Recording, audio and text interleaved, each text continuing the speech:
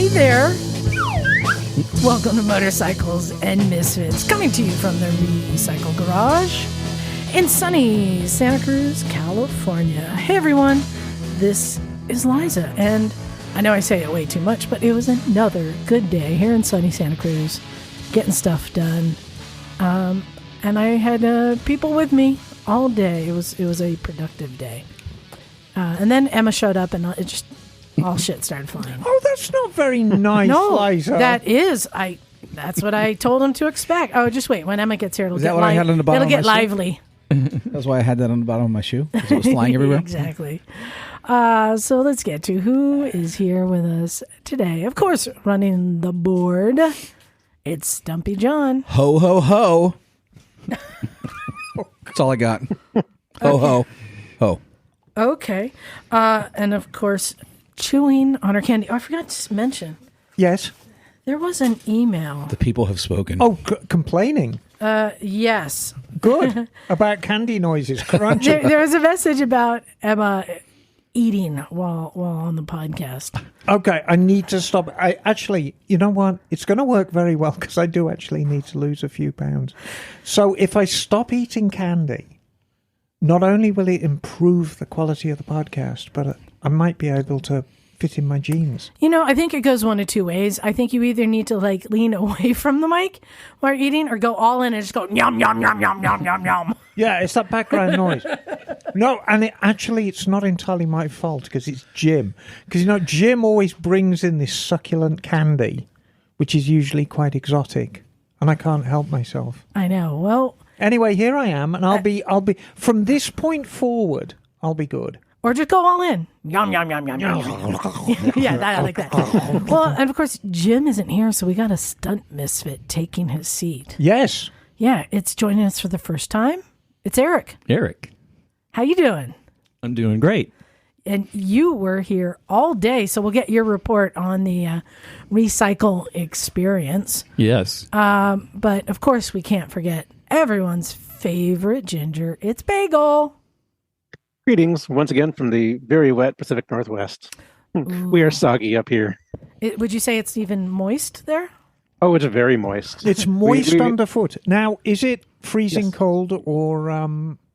No, we had a cold spell a couple weeks ago, but that's gone away, and we're just back to sort of very chilly, wet weather, mostly in the 40s, dipping into the 30s at night, but not freezing. Oh, dear. Sounds all So very thanks for nice, depressing. cozy days in the shop. I appreciate you're pushing the mic away from your mouth because you're chewing, but it makes more noise pushing the mic Oh, I can't away. blame. Well, no, this is a particularly chewy piece of candy, so I just want to finish it off. Okay. It's going to be different from this point forward, I promise. So come winter, we don't have the usual crowds. The girls in the bikinis and the baby pools aren't happening.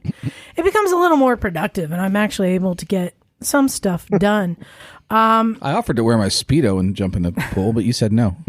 Oh, because all the water splashed out. So That's how displacement ships work, well, by the way. that's what happens when you, you do a put- belly flop in the kiddie pool. Hey, I got the belly for it. But I got another one of my AliExpress shipments, and I had to put some accessories. Accessories. I'm saying nothing because I think you made quite a valid point. Well, here's the thing. I know that when buying from, AliExpress or Temu or any of these, sometimes it's cheap shit. But I have fun trying stuff out. But there are some things, some categories I found that it's actually quite a bounty of options that you can't find out in the world. So I ordered a pair of handguards for the Nikon. I love me some handguards. Heated grips and handguards is a must year round here because, it gets cold. And the Nikon has such a specific look to it. It's not, Emma, it's not futuristic. What do you even describe that look? It's modern, I don't know, modern industrial. Yeah, it's got a sort of an industrial kind of. It's its own thing. So you can't just put on cycle gear hand guards or something that'd be on a motocross. But I found on AliExpress, there's quite a large selection of different hand guards. And I found some that I think are pretty good looking, that look very kind of modern. And they're made for like big adventure bikes, not just brush guards, not hand guards. They're not reinforced, but this is black plastic and clear plastic layered together, but not made for the bike. So I had to spend some time. Eric helped me. They look good. To make the right kinds of spacers to make it fit. And Emma jumped in and figured out another part how to make it fit. It was kind of the teamwork, all hands on. But for most of the day, it was Bill showed up on his not NC 500. What is it? CB 500X. That's it. Doing some little stuff, and then Eric showed up and helped out. It's just kind of the three of us just doing stuff for the day. And then I showed up, and everything went to hell in a handbasket. Am I right? I told you. Oh, when Emma gets here. Yes, you got it nailed on the head. Yes, Emma comes in. It's like the whole marching band has arrived. What? Oh yeah, you got trombones and the bomb, the cymbals. Yeah. You are the marching band. Well, that's just my entrance music. Yeah, it is. It is. But yeah, the other accessory that I found is really useful on AliExpress are USB outlets. Because there's not a lot of choices, even if you go to like Cycle Gear, there's like one. But when you go on to AliExpress, there's a lot of different types. Some of them have the voltage on it, some are single, some are double. There's so many different types that it gives you a bigger selection. I like the ones that have the battery voltage that you can see. Right. And that's something that doesn't need to be. Like there isn't a factory, the cheap version, the $5 version is perfect for mounting on your handlebars or wherever. So, I mounted that up. I haven't, there's 2 more things still arriving for the Nikons. So we'll see how they look. We have to inspect each one as they come. But, I'm pretty happy with it. But yeah, it was a good day. I mean, Eric, you showed up. This is the first time you've been here. Time. Oh, and this is how fresh this show is. Your Nikon's already been insulted on the internet. What? Yes. So, about an hour ago, John posted some photographs on Instagram. Oh, no. Oh, yes. And the Salty Magpie, who I'm friends with, she's great. I love this. Good Lord, that Nikon is really an abomination. Yeah, that's what I call it, the abomination. But I'm glad it's bringing joy. It's cool. She's such a good egg. That is an accurate description. Yes, no, it is an abomination. Also, the Nikon is looking spicy. I mean, spoiler alert, she got a Nikon. I feel it should come with a band of futuristic ninjas you get to fight. I mean, you could argue that every time you actually ride the thing, you're fighting ninjas. It certainly feels like it. Well, the people are speaking. Yeah, no, the public has spoken. I like that you got video of Neil trying to wheelie the Amigo, which John did, and I don't think you were trying to. I almost looped it. Yeah, did you see that? Did you see that, Emma? There's something incredibly off about that Amigo. There's something off about the suspension. It's kind of goes up and down, but it goes side to side as well. Yeah, it's great. It's got double axis. It's very terrifying. It's quicker than my KLR, though. John got on it, and I think popped the clutch, and the wheel came up, and he started paddling with his feet to try to keep up. You don't screw them off. Yeah, I saved it. Well, and I was going to mention, have you guys at all been following Moyne's latest adventure? Yep. It looks like he's having a blast. Yeah. Everyone knows. Those are all your peeps, too, right? Yeah, well, everyone knows Moyne from doing Pakistan trips, but he's added Vietnam and Tanzania. Yep. And every single person on the trip are from past trips to Pakistan.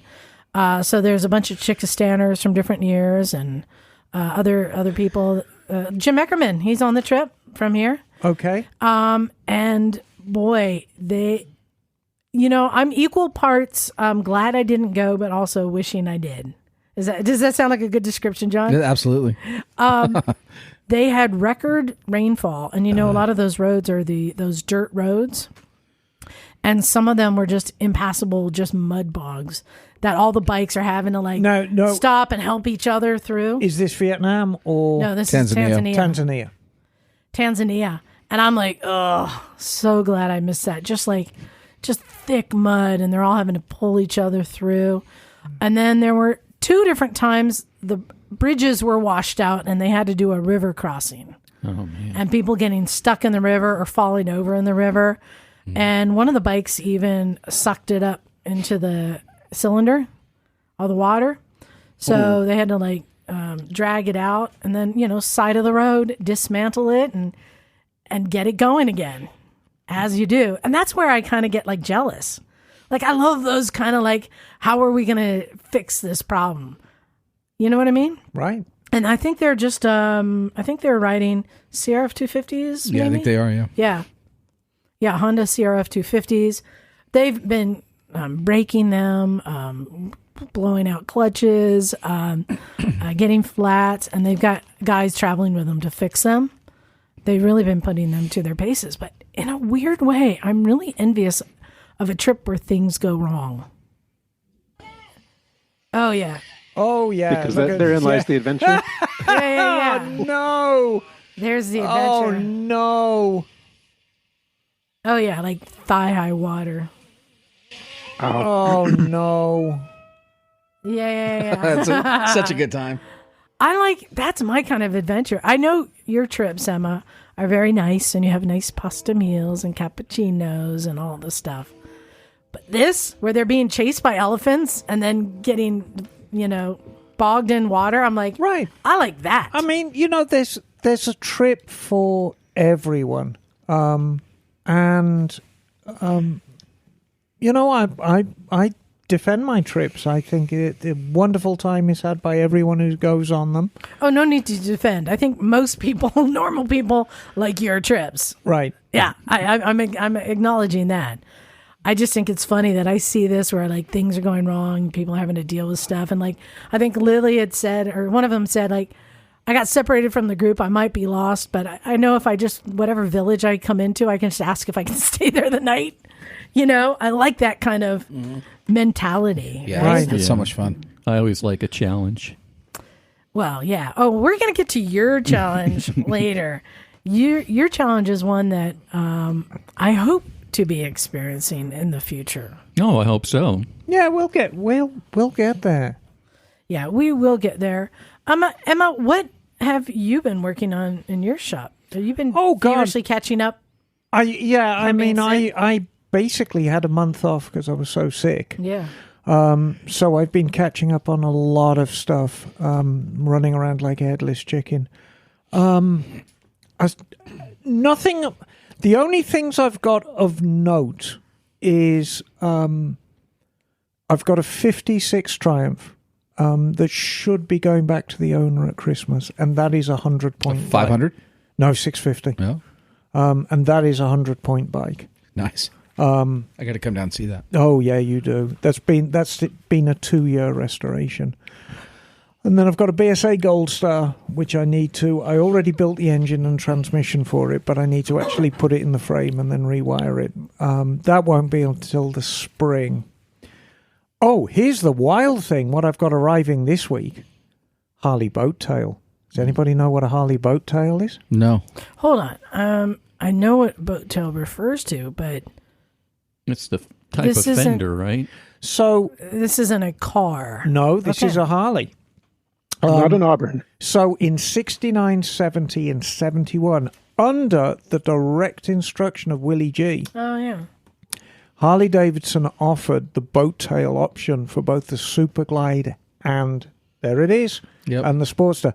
Now, that picture you've got there, That's interesting. that is the actual bike that's arriving at my shop. It's a sporty, right? Yeah, it's next. Yeah. It's an 883 Sportster. Interesting. And, It's almost like a cafe racer tail. yeah, it's got that look about it. Yeah. Here's the other thing. They sourced the taillight from a 65 Chevy Impala. Oh, really? Yep. I'm going to go out on a limb and say my initial reaction is I don't like the proportions of this bike. Just remember, it was kind of the first of its kind. They didn't sell at all well. The They gotta be worth a seat ton of is money now. so much bigger than the tank. The proportions are Right, weird. exactly. And they look even stranger in the flesh. But I have a... Oh, look at that taillight. Yeah. That's cool. Yeah, 65 Chevy Impala taillight. Yeah. But I will recognize, I'm going to guess that at this era, this was fiberglass coming in Yes. and allowing you to do more creative things. And the tail fairing on this bike is And that's what this fiberglass. is. It's like Yeah, showing, and not like, look what we can do. and not particularly well laid. But this is a one-owner bike, 3,000 miles from new. So it looks perfect. But it hasn't run since 1980. So, Wow. It's a complete teardown. Yeah, probably. But I've got to preserve. gas should be I've got to fine. preserve the original finishes because I mean, it's Yeah. it's all original. So if I start taking it apart, which of course I'm going to have to, I've got to be very. So you're going to keep it with a patina, or are you going to completely restore it? Oh, it's got no patina. It looks like a brand new. Oh, it bike. does. Oh, wow. Yeah. So that's arriving. How many of those are around? Do you know? The It's numbers? difficult to say. It's funny. Out of everyone I know of at least 3 boat tails. Yeah. 1 Super Glide, and then two sports. They got to put that at the Quail. I don't think I've ever seen one there. It's going to be at the Quail. Yeah. So, I always have my tent at the Quail. And I will be serving gin and tonics. There we go. And my intent at the Quail, and, it may change in the meantime, is I'll have the trophy there, the 56, and then I'll have the boat tail there. Fun. And it's funny, I keep on trying to get out of the American bike business. And I always tell people when they show up with a Harley, I say, well, I'll work on your bike, but I really am trying to get out of the American bike business. And, They keep loving you. yeah, they keep showing up. But I don't want them to. Oh. Did the gentleman with the Royal Enfield get a hold of you this week? Maybe. I had somebody reached out through me about getting his bike worked on, and I was No, I think he did. I think he had an Interceptor 650. Yeah, he did. and he had a East Coast area code, and he was talking about getting it shipped to you to have it fixed. Yes. No, I talked to him. He's going to ship it from the East Coast? Yes. I have bikes arrive at my shop from England. Yeah, but how much is this bike worth? Isn't he going to pay its value in shipping? It's going to be $2,000 in shipping back and forth, right? Doesn't matter. At least. Doesn't it's called the laying on of the hands stuff. No, it adds value because you know what's really going to add value to it. It's that Motortown sticker. And that piss in the airbox? Yes. No, I'm going to give Eric one now, and it's sheer chance that I have them about my person. Oh, is it a sticker by any chance? Maybe. I think I So- know what it is. Yes. I'm going to make the presentation right now. So there you are, Eric. You can have this sticker, which will add at least 10 horsepower to whatever vehicle you put it on, and there's so much value attached to this sticker, it will put you in the next tax bracket. Oh, boy. And you never have to change oil again with that sticker. And that's a sticker of me Yes. judging your bad decisions. I'll put it on my e-bike. Oh, well, thank you. No, that's why people ship, just so they can get a Miss Emma sticker. Thank you very much. That's Oh, no, you're very nice of welcome, you. darling. Very nice of you. Well, I try to be nice. Well- so yeah, and I mean, otherwise the shop, I've got a lot of quite odd. Oh, I tell you what I have got, which is very nice. Yeah. Benelli 650 Tornado, What year is that? 69. Wow. 650 twin. And it's a 650 twin. It's competition for a Bonneville. Nothing like a Bonneville. And it doesn't even sound like a Bonneville. Aren't they have the motor tilted a little forward? Is that No, that's the SFC. The Okay. this would be Laverda. That's right, Laverda, yeah. No, the Benelli's kind of straight up and down, and it's kind of a meaty looking thing. But as soon as you start it up, you realise it's nothing like a Bonneville. It's a very, very short stroke, high revving engine. Very sporty for the time. I don't think it makes a massive amount of horsepower. I don't think it makes much more horsepower than a Bonneville, if any. Because a Bonneville was like 50 horsepower, and this may be like 55, but it just produces power very differently. You know, Bonneville's like, rum. Whereas this, rum, rum. Well, and I know that Phil Cleveland Moto has been talking a lot about how shops are taking like less and less of the modern bikes. Even Greg at Gilroy was telling us like anything over like 11 years old. They can't get All right, parts. so are you getting more and more bikes just from shops on work on them? Yeah, I mean, generally, I'm trying to be a lot more selective about what I do. Because, I mean, I have to be. The age of the independent is really going by the wayside. And it's funny, I was having my eyes tested yesterday, and my optometrist said the same thing. She said the day of the independent is really drawing to a close. You know, all these giant optical places like Stanton Optical or LensCrafters, they're really making huge inroads to take over. And it's the same in the motorcycle industry. You know, the hoops you have to jump through to really keep a small shop open, it's very, very difficult. I mean, I love the challenge and I love rising to it, but because there's so few independents left, I've got more work than I know what to do with, so I can kind of select what I want to do. And much as I'd love to spend all day, every day working on vintage British bikes, I wouldn't make any money doing it. Well, I mean, you're one of the few that can. Yeah, I mean, you know, there's very few of us left, but, you know, you have to draw the line somewhere between the amount of hours you put into this thing and what you can actually charge the customer. And the fact of the matter is, I mean, I hate to say it, is, you know, putting tyres and fork seals on sport bikes pays the bills. Yeah. What's one of the rarest, most expensive bikes you had in your shop? So the rarest single bike I had in my shop was a 1970 Egley Vincent. You were bragging about that, I remember. And that is singularly the most expensive bike I've had in my shop. Although I've had Black Shadows and Rapides in there and Bruff Superiors, that single bike was the most expensive. And I always drop my foot in it, and I say it dovetails into our guest that we have. But take it away. You're doing a good job. So this bike was built by a gentleman. There were two big players with Vincents in America, really up until the late 90s. And one was Max Lamke, and the other one was Sid Biberman. And it was Big Sid's bike. And that's the bike. And I had your dad, because via Zoom tonight, we have Big Sid's son, Matthew. I had your dad's bike on the ramp and really resurrecting it. Now, your dad always used to sign inside the primary, and I'm trying to remember the date on this one. And I want to say 95. Does that sound about right, Matthew? Well, I mean, yeah, sure. He's alive. He dies in 2013, and until he dies, he's working on Vincent's. And he worked on Egley's, you know, I guess Egley's start kind of coming out around 1970 or so. So, I mean, yeah. So, I mean, I want to say that he signed it 1995. So, you know, that sounds about right. And it was quite recently I had it. So, lives on the Central Coast now, and the owner rides it regularly. It's extremely fast and extremely loud. And he terrifies the neighbours with it, which is a good show all round.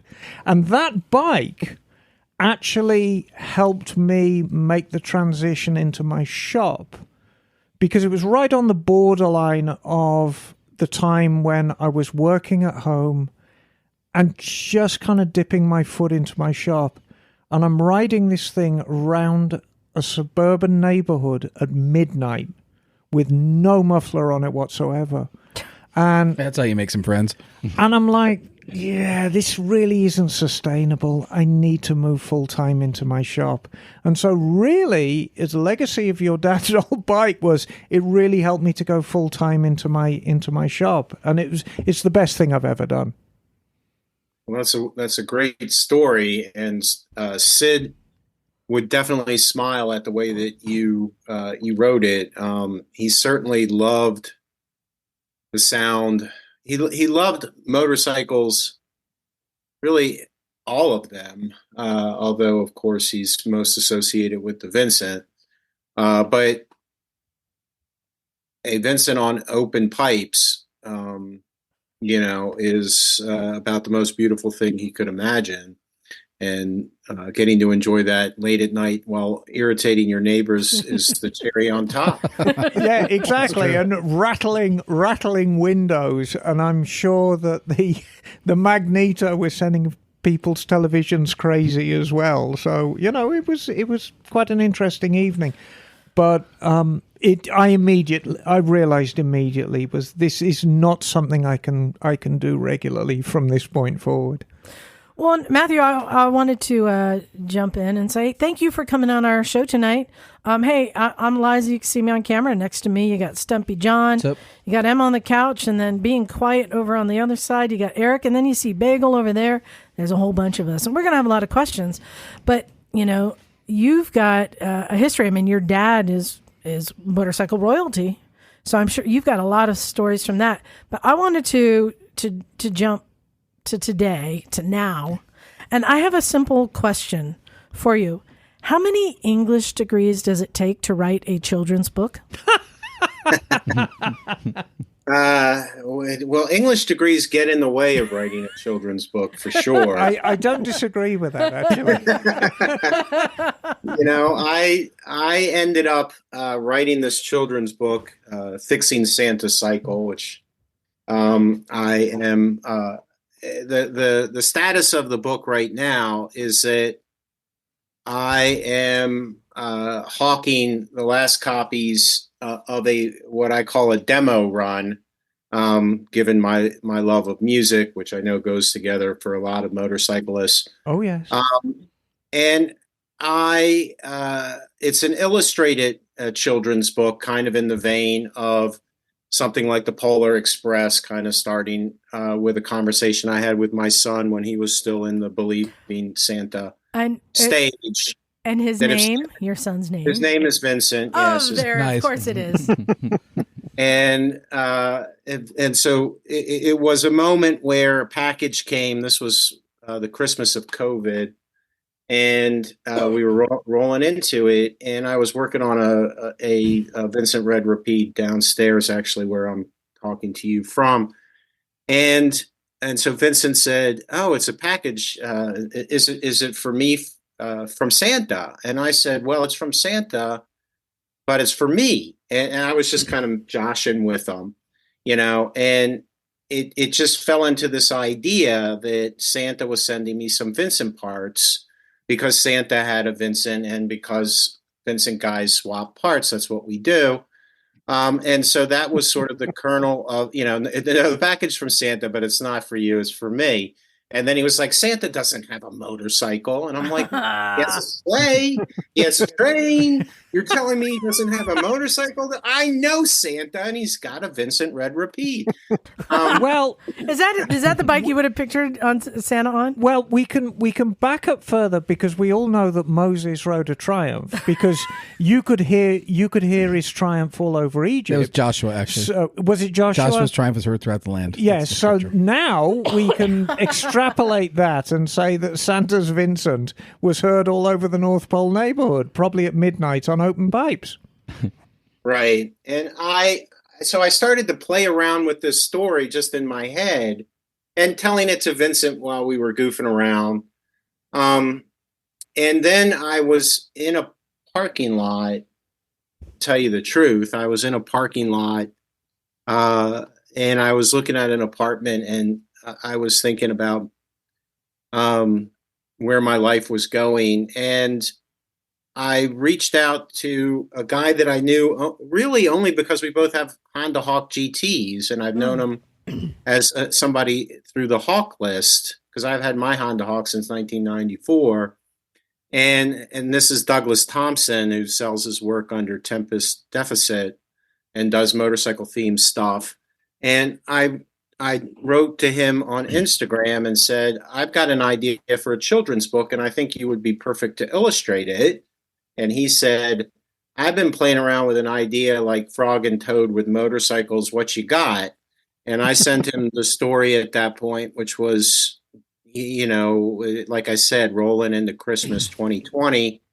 And he and I have been turning it around to the point where we were like, we need to hold it in our hands. And Douglas was like, I really would like to get some money to finish because, I'm an ink scribbler and foolish ink scribblers will write for free. But painters want some money.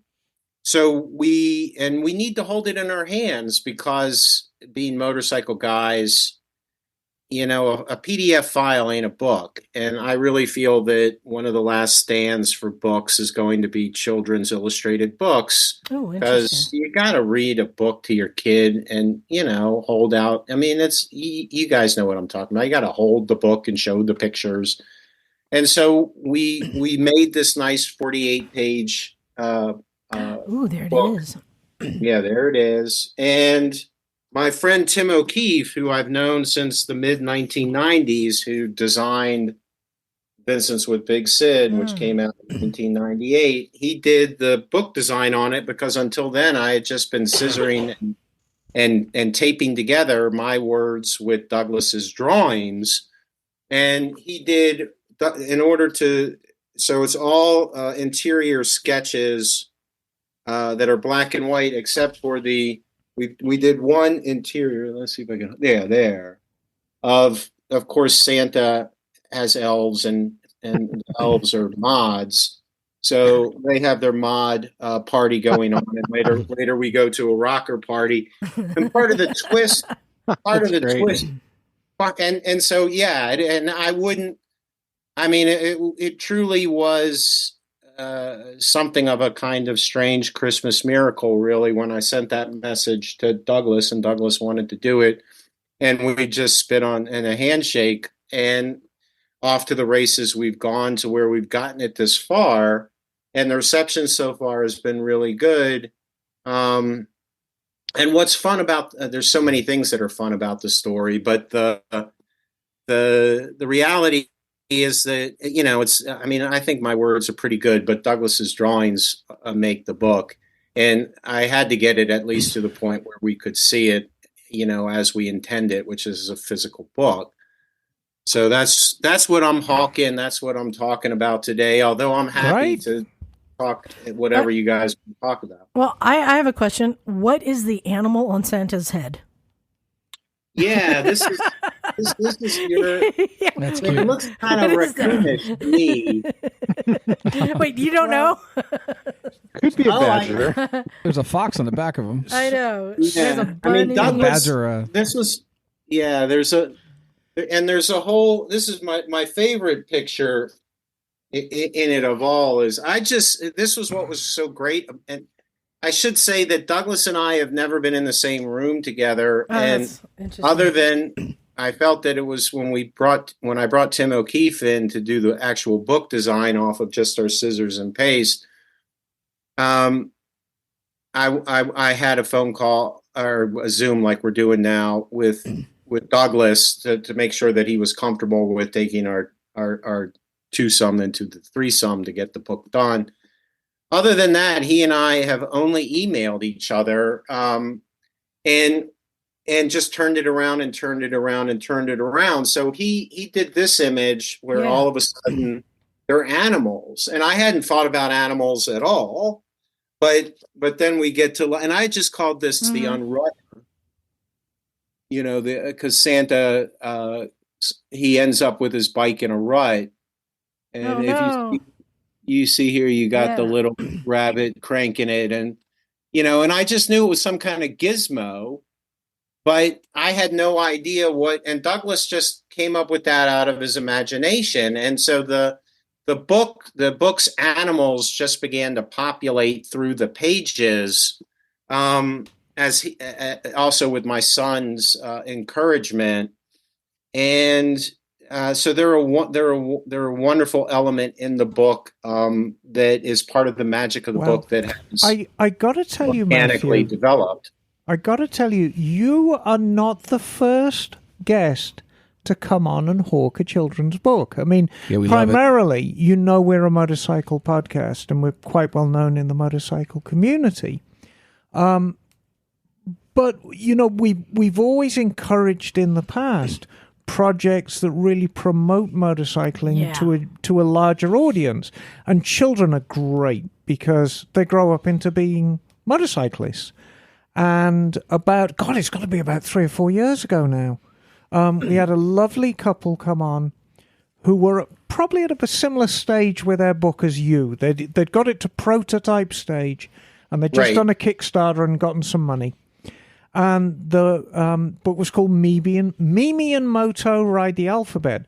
And the animal connection is there as well, because, of course, Mimi and Moto are two little monkeys who actually ride motorbikes. And I'm guessing they're probably in their teens. They're young monkeys. Cheeky monkeys, too. They're young, cheeky monkeys. They are cheeky monkeys, you know. It was a great book. It reminds me a lot of yours. It's just charming illustrations, very nice reading for small children. And it's gone on to be very, very successful. So much so that if you actually go to the AMA, you know, recommend it. And I think they give it away as a prize for something or other. But the AMA recommend it for Christmas gifts for children. So I wish the same for your book. Anything that really promotes this love of motorcycles towards children. And children love motorbikes and children love animals. And it's a heady combination, isn't it? Yeah, it is.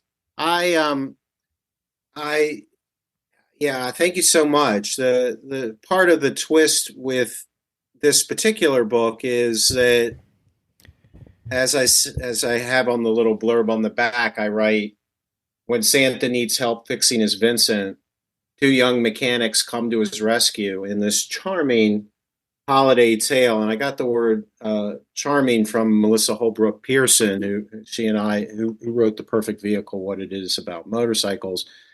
And she and I have been good friends for decades now too. But it's a celebration as well of, you know, working with your hands. Yeah. It's a celebration about the idea of two young mechanics, about being able to know how to fix things and understand everything that comes with a sensitivity to understanding that, as much as we'd like to, you know, we try to get some magic into the world in various ways, but things work, you know, mechanically and schematically and engineering, and it kind of helps if you understand those things, and there's some satisfaction in working with tools. And overcoming... And the book wants to pass that along. Right, exactly, and overcoming a hurdle that you... Perhaps encountering something that you've never seen before. I was telling my fellow misfits a couple of weeks ago, I just bought a 1962 Ford Thunderbird, and it's the most glorious thing. Very much an analog machine. And the clock had stopped working. And so I thought, you know, this is a huge dominant part of the dashboard. I want to fix this clock. How does a clock on a 1962 Ford Thunderbird work? Well, I shall tell you. It works like a giant wristwatch. It's a completely mechanical movement. And what happens is there's a set of points, just as you'd find in a magneto, just as you'd find inside an ignition system. And when they close, a bimetallic strip heats up, and something that looks like a bow and arrow operates and winds the clock. And it does that every 3 minutes. And then it's tick, tick, tick, tick, tick, tick, tick. And then when it gets down to a certain point, the point's closed, the bimetallic strip heats up. It is the most amazing piece of engineering, overcoming what they had as a mindset in 1962. And it's achieving something like that. And it's really a celebration of the people who came up with this back in the 60s. How can we make a clock work in a car? This is long before quartz. And so they came up with this. And then the satisfaction that one gets from actually, oh, it's a clock, and fixing it and getting it to work on time. It's great. There's far more satisfaction in that than anything I can imagine. So I want to ask you a little bit about, if you don't mind, eventually a little bit about your dad. But first, before we get there, where can people find your book? Because you have multiple books, right? You've got that plus... Well, I was going to say, this is your second motorcycle-related book. The first one being Big Sid's Vincati. Right, yeah. So I'm holding that up here. Yes, which we'll get. That's a whole nother story. Right, it is indeed a whole nother story. And was that your first book ever that you wrote? Because you've written a lot of other books, not about motorcycles. Right, yeah. You're being kind. As an English professor, I've seesawed back and forth between doing non-academic stuff and doing academic stuff. So really the first book that I did with my dad, this Vincent's with Big Sid. And cool. in many ways, Jay Leno did the introduction to it. Jay was thrilled to get his copy of Fixing Santa's Cycle and said it was a super. And of course, Jay really likes to promote a new generation coming up on. Oh, absolutely. Well, I think we all do. Yeah. Yeah. So he got it immediately. And our association personally goes back to working with him to do the introduction to Vincent's with Big Sid. And he has one of your dad's bikes, right? Yeah, he does. It's one of the first Vincents that he got. He's like the comedy world's version of James Brown. I mean, he's still one of the hardest working men in show business. He's one of the hardest working men I've ever encountered, frankly. But he liked to go into motorcycle shops, as a touring comic. And we were talking about hole in the wall motorcycle shops as I was waiting to queue up here, and the fate of the independent. And so Big Sid's was exactly the kind of shop that Jay would stop in and visit when he was a young man touring, and thus the association began. He started off pumping gas and working on cars at a filling station, right, before going out to LA and pursuing his career as a comic. So I did that Vincent's with Big Sid, and I often joke that book kind of ruined me because I had so much fun doing it, working with Tim O'Keefe, who at that time at the same time that he was working on my book, he was part of the team that did the Guggenheim Art of the Motorcycle installation, particularly when it moved from New York to Chicago. And I went up, that's when we first met him, and Peter Fonda was there, and we did this symposium on the art of the motorcycle. And I got to tour that exhibit, which had an Egley in it. The only non-standard bikes in the art of the motorcycle show were an Egley, an Indian Chief Bobber, and the Captain America bike. That was it. Okay. Oh, wow. And all the rest of them, the whole philosophy of that particular show was, everything but the price tag, was all just exactly correct. It wasn't any of the customization or anything of that. Right. I remember that show vividly. Yeah, so do I. I saw it live. Yeah. So I want to get to, how it came to be that you wrote a book. But my first question is, what was harder, writing the book about Big Sid's Vincati or building a Vincati? Which one is harder? Right. Yeah, that's that's like asking, juggling versus swimming underwater or something. In many ways, They're very different. The the the story as to how so I did Vincent's with Big Sid with Sid and Tim, and then I got my job as an academic professor and became a professor of Shakespeare and Milton and Renaissance literature, and really ran away from my past as a motorcycle person. Didn't have a bike for 7 years, and then my dad had premonitions that he was going to die, and he just kind of dropped into my life kind of unannounced, really, in Louisville, moving from Norfolk, just taking a pile of money and getting in his car and driving there, really. And he had a heart attack, and if I hadn't have just stopped by unannounced, he would have died on that particular Sunday morning. Can I just jump in here so give people perspective? And forgive me if this is inaccurate. Your dad was quite a big cat, 6'5", 300 pounds. It's in his name. Yeah. No, but I mean, 6'5". Yeah, he was a big cat. He was a big cat. I've been fortunate to have. I hear a book. cat.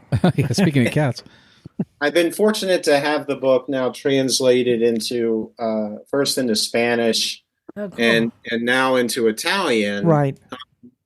And the Spanish translator called me up and said, "Big Sid, like big, like fat, like Santa Claus." And I said, "No, big, like Paul Bunyan." Yeah, just like physically, because you see, there's a picture of him, and I think he's at some sprint on some airfield somewhere, and there's this like normal sized person on a Bonneville next to him, and then your dad has got. I'm presuming it's a black shadow, although the engine, I think, is natural coloured. And it's vertical with this giant man. There he is. This giant man pulling this stonking wheelie. And it's clear he's a very big man. Yeah, no, that's all right. And that all worked against him in various ways. So that by the time he's 70... he was a broken man and really ready to die, and would have died if I hadn't have stopped. And he wasn't like picking up the phone or anything or trying to get to the hospital. What year was this? This was in 2000. Okay. And so I got him to the hospital, and when he came out of the four-way bypass, the first thing he said to me was, "Why didn't they just let me die?" And in the hallway, the doctors said to me, "If he doesn't find a reason to live, he's not going to live." Yeah. And I went home and I got in the mail, and it was probably Sid's mail, and we don't, all of us know what I'm talking about, but there'll be a generation that will then say, "You got a stack of 3x5, photos, a big one, a stack, big thick envelope of photos of motorcycles that were all shot at the Isle of Man in 1999 when the Vincent Owners Club did their international, every 4 years, international rally as the centerpiece of come to the Isle of Man, see the Isle of Man races. All the Vincent guys are going to be there." And I said, "Oh, I'll bring these pictures in. Sid and I can look at these pictures." And while we were looking at the pictures, there was a picture of a guy named Bruce Armfield from Australia had shipped over his Vincati. And I had never, or at least in my memory, I was like, "What is that?" Because I recognized that it was a, Vincent engine, but what? It's not an Eggley. What is that? And he looked at it and he said, "It's a Vincati." And the thing is that his other great love was Ducatis. And he had a Ducati 750 73 GT. And that was my bike that I really learned how to ride on when I was like 16, 17, 18. And I know people probably can't believe this, but Sid had bought it as a abandoned wreck that had been left by a sailor for $60. Yeah. These bikes weren't valuable back in the day. Right. I had a 750 GT and I paid very, very little for it. It didn't have desmodromic valve gear. It had normal valve gear, although it did have bevel cams.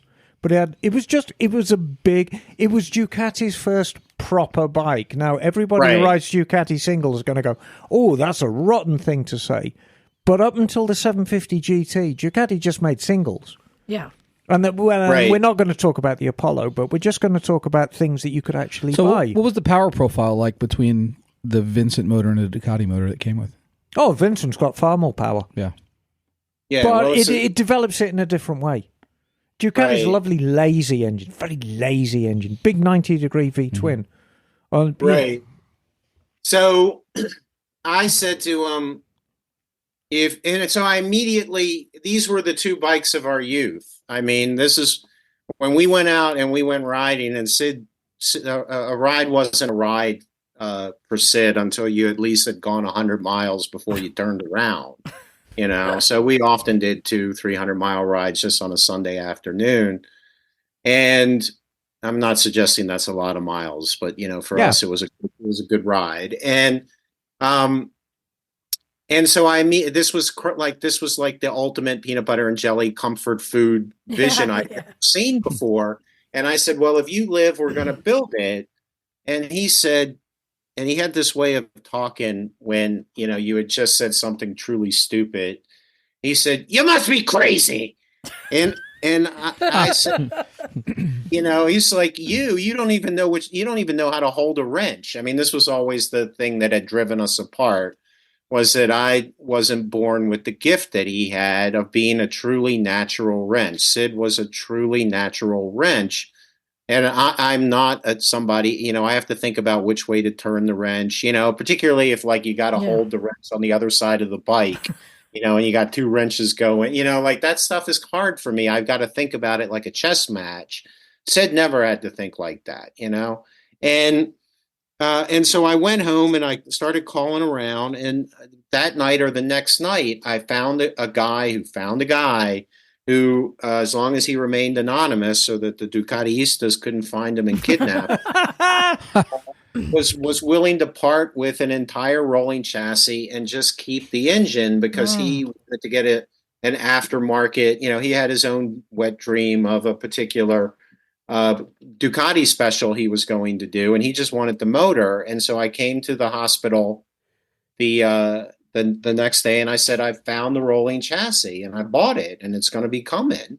And then he knew I was serious, and then he got his ass out of the hospital, and that was in September of 2000. And January 1st, 2005, we started the Vincati for the first time.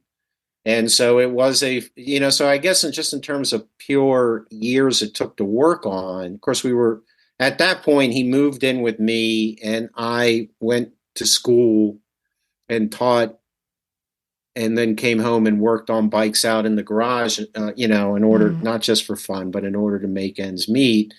And Sid could still drive business. He could still, we usually had 3 bikes. That was sort of the way Sid did things. We had one bike that we were deep into the guts of. We had one bike that we were pushing out the door. We had one bike that we were just starting to clean and begin to prep. And that was the way Sid worked through life. And then we had guys lined up waiting to bring him bikes. And, and so I spent until Sid died in 2013. That was my life. So, and so over the course of those 4 years, we, on the side, really, as one does when one owns a shop, we built the Vincati. And then Peter Egan came and wrote a big splashy story. Right. That came out in Cycle World. And I love Peter Egan, and he's a great writer. And I read it and I said to myself, hey, there's a story here. I mean, I was so clueless. I didn't even think there was a story, And this was before American Chopper and all of that, really. And then I realized there was a story. And then I tried to make it a story, and I succeeded. And Big Sid's Vincati came out in 2009, and then in paperback in 2010. And then I really hit a dry spell. And then Marina Gianforni in Spain reached out and said, I want to translate Melissa's book and I want to translate your book into Spanish. And that went so well that came out in 2021, that we then translated it into Italian. And it came out in 2022. And I flew over for the ASI motorcycle show outside of Parma, at a racetrack there. And we launched the Italian version. And the other guy hawking books was Agostini. Really? Wow. Yeah, and the funny thing is, Agostini went on before me, and I was like, "No, He warmed him up for you. Yeah, he was a warmer back. No, the Rolling Stones don't go out first. You know what I mean? Like that's just I mean, Well, when the Beatles are playing, they do. maybe. That's an argument right there. Oh, Hey, let's not go there. I got a question. Well, for Emma too, because I really don't know. I've heard of these, these. amalgamations. Yeah, like you get Yeah. Norvins, or Yes. taking the best of one and the best of another, and it seems to be the Vincent motor is usually the one they choose. What did you But do? but Hold on no, there. that's not my question. My question is, how hard is it to slap a Vincent motor into some other bike? Like it took 5 years to Right. build. So that's like what, for people who don't know, It ain't a Because- 5-minute job. because the Vincent is part of the Right. frame, right? It's a stress member, So, right? well, here's At a time the, when most bikes here's were. the thing, and please, once again, forgive me, Matthew, if Go you've ahead. done a lot more of these. A Vincent has no frame. Right. Yeah. There is no frame. The closest a Vincent's got to a frame is a square section box that sits on top of the cylinder heads, and it serves as a carrier for the steering head and the fuel tank, and just the top mount for the rear suspension. Everything else bolts onto the engine. Now, that's an advantage. There you go. That's an Yeah. advantage or a disadvantage, depending on one's point of view. Right. So what is the biggest challenge when you want to Oh, there put it is. two things together? Oh, yeah. Beautiful. Oh, that's better than the picture I'm looking at. Yeah. Wow. So what is the biggest challenge to put that motor into a bike it was not made to fit? Well, the challenge, the story here is that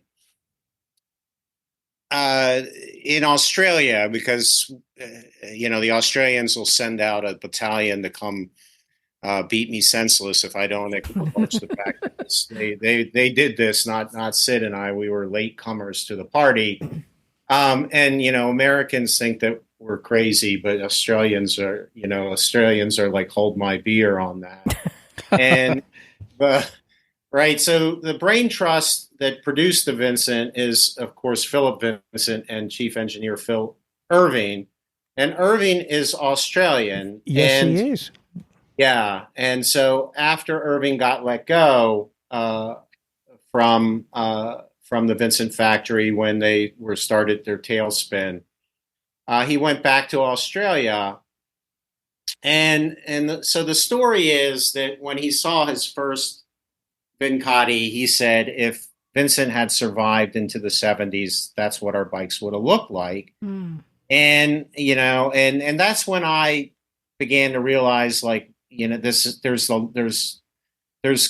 good sense to this particular Frankenbike project, and part of it is that it's a Colin Sealy designed chassis in terms of the Ducati, and it is said that Colin Sealy grew up on the back of a Vincent, and that even though the Vincent engine is 1,000 cc's versus the 750, there's only about 10 pounds worth of difference between the two motors, and the geometry. That's what I want to say. The geometry lends itself very well, although there is some argument that if you draw a straight line across from the hub center, front and rear, the engine's a little higher than it should be. But I've been riding this bike for a long time, and Vincati guys have ridden the snot out of their bikes.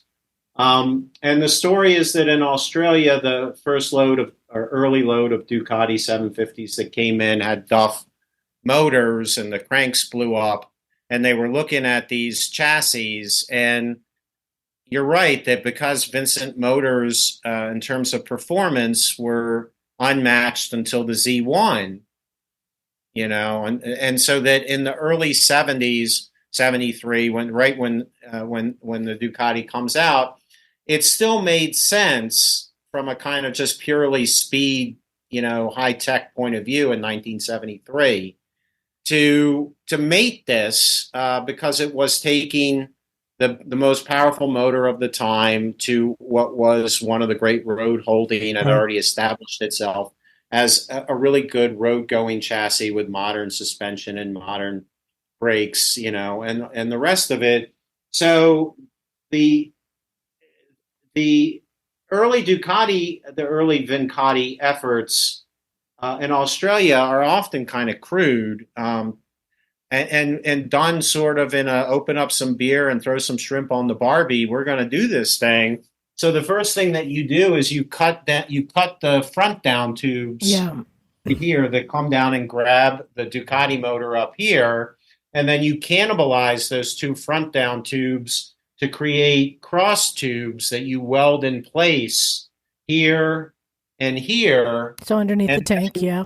Yeah, and then one of the guys from Australia sent us just drawings where he'd literally just traced these plates that I'm pointing to here that look like tiers, and so you put one on either side of the standard FT3 head brackets, and you are basically doing what we're just talking about, which is you are improvising the standard Vincent method of mating the engine and the chassis together with securing the front head here, securing the rear head there, and then you're securing. And here you've got you have to weld two plates that extend where the Ducati chassis grabs the rear of the motor.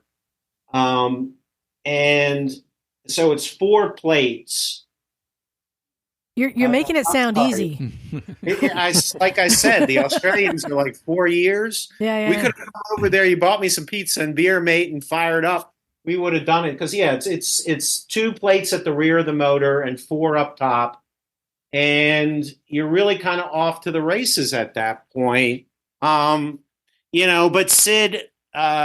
Sid being Sid, one is that this was always, the fun project. We always were working on paying work, and then things like acquiring the motor and then getting the motor ready.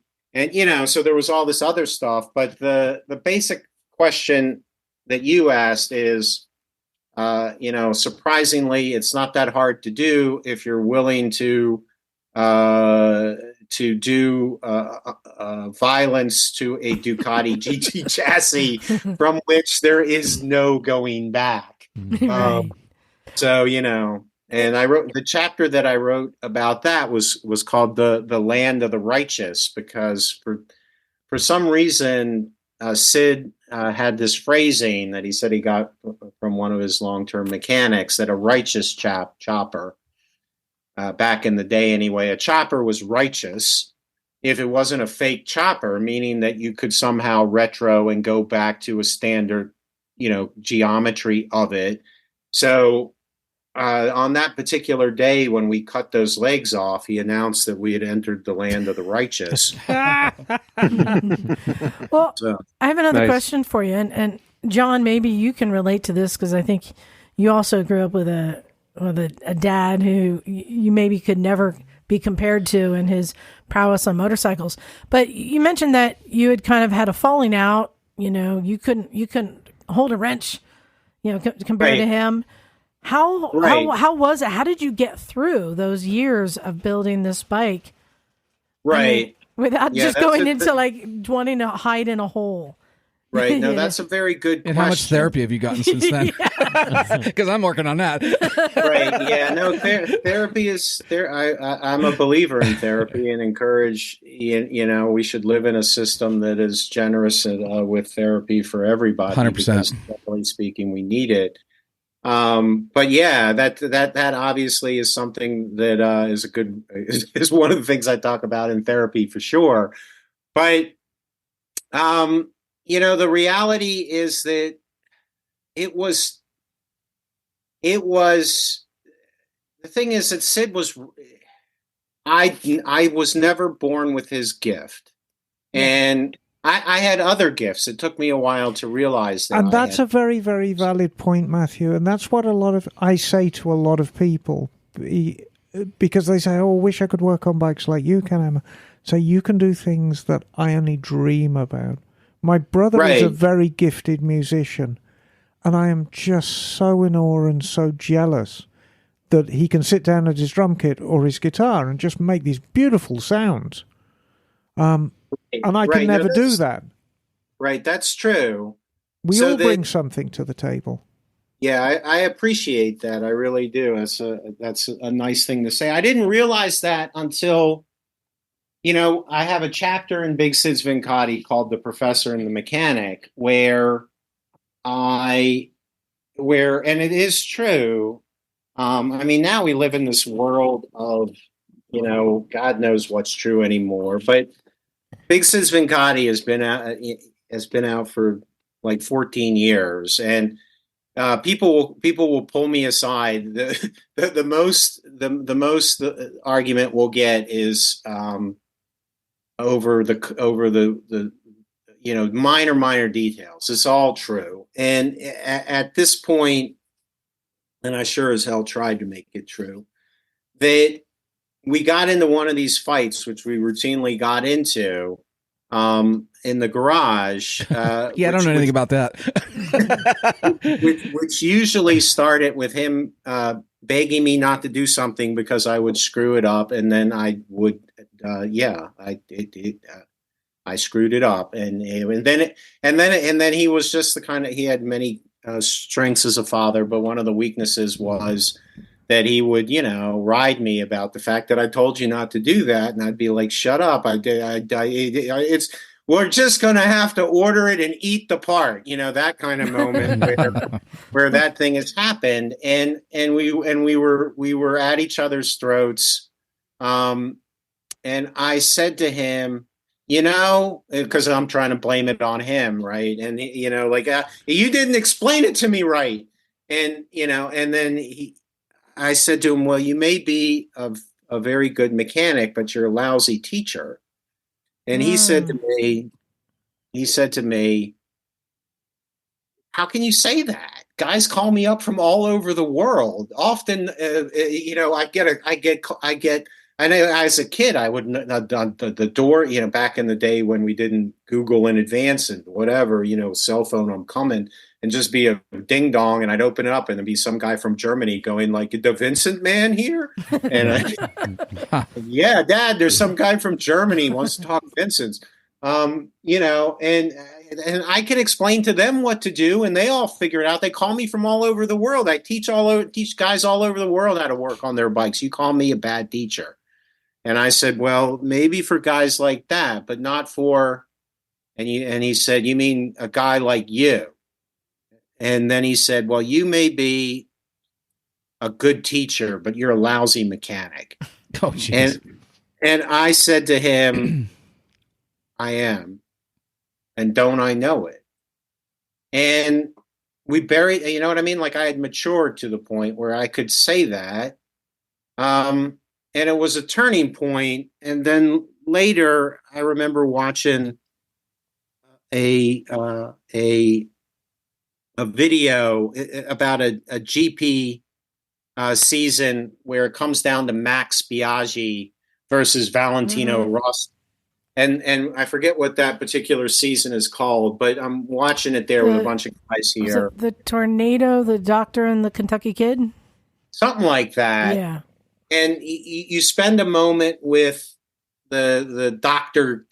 T or whatever, the guy who's like the go, no go doctor, who's with them in terms of like whether you can race or not. And he says that he put a heart monitor on Rossi and he put a heart monitor on Biaggi. And Rossi, going around the track, his heart monitor is the monitor of a child playing on a playground. And when he puts a monitor on Rossi, it's the monitor of an adult seriously trying to play chess. And that's the difference between me and Sid. Sid Right. in a garage is a kid on a playground. He's got no, you know what I mean? Like he's just wee. And I could never be that. But as long as I thought about it, you know what I mean? And accepted the fact that I would always have to sort of think twice and cut once, I could get better. And that when you combine those two talents working on the same thing, then you start to get a pretty good team. And then, you know, and so that by the time that was the thing, is that when we finished, when Big Sis Vincati came out, people were like, it's a great book, but we don't like how it ended. You know, I mean, it shouldn't be, because I went for this sort of on Golden Pond kind of ending about Sid needing to accept the fact that, yeah, all of us have a good life if we're lucky. But even in the best of lives, certain dreams don't come true. And you going to Bonneville and setting a record is just one of those things that you always dreamed of doing, and you'll die without having done it. And guys were like, how do I get you and Sid to Bonneville so you can go get that record for Sid? And so at that point, we went racing, and we set a record at Bonneville. We set 7 different land speed records at 3 different courses. Was that on Gunga Din? No. Tell us about the bike you were on. Well, this is where, you know, Sid and I really do enter this kind of, and I'll never, you know, maybe I'll have some other fun stretch of my life, but this was one hell of a ride. That first we had the chassis left over from the Rapide that we stole the motor out of to build the Vincati, because people don't believe this sort of stuff, but one of Sid's best friends gave him the Rapide in order to let us build this Vincati. We just had to go get it. And then we had a chassis left over, and I felt like, you know, God, a gift like that, you can't, we're going to get a single motor, because the chassis for the Vincent single and the Vincent twin are identical. It's the same chassis. And we built it up as a 600 single. And in 2010, we took it to Maxton, and Aaron Frank, and you had one of Aaron Frank's daughter's friend that she accompanied her with go around the world, and you just did a podcast, I believe, about that. Aaron was like, I want to ride that bike and get Sid. Yeah. So we did that. We went to Maxton, and we went on Tina, that we called that. I always called it Overtime Tina, which in Spanish became Eternal Tina, which I like even better. The eternal. That's what happens when you start getting your stuff translated. It gets even better if you're lucky. And Aaron rode it to 100 and then 105, and it spit a push rod. And this is a 650, is it? 600. 600, yeah. Yeah, but racing in the 650 class. Right. And then the Gunga Din, you're right. The Gunga Din story does come up, in that a guy named Keith Hazelton had Gunga Din in pieces. He had spent his life tracking it down after it had been parted out by a craven fellow, and he wanted to pay off a big property tax that he had been evading, and if we could match make this with a guy with deep enough pockets who understood what it would mean to be the guy who brings back Gunga Din. For the listeners who don't know, Gunga Din was the Vincent factory's test mule upon which all the Black Lightning parts were developed. Okay, and so Sid said to him, I might be able to find you that guy. What if I do? And Keith Hazelton said, well, you know, I got a Rapide in pieces. Come up here and get it if you do. And so Sid did that, and we took a drive up to Chicago in his Grand Marquis. And if the question ever arises, can you get a complete Vincent Rapide in a Grand Marquis in pieces? The answer is yes, you can. And I can remember finding, you know, pieces under his water heater and stuff. It was, and having to lug it out of the basement. And we brought that back. And I just thought this is was the amazing stories. I just thought we were going to fix it up and sell it, and we were going to make a repeat out of it, just a simple old repeat. And I got divorced and fell in love with my wife Gabriella, who lives. She's Slovak, and I went over in a mad romantic gesture to Slovakia.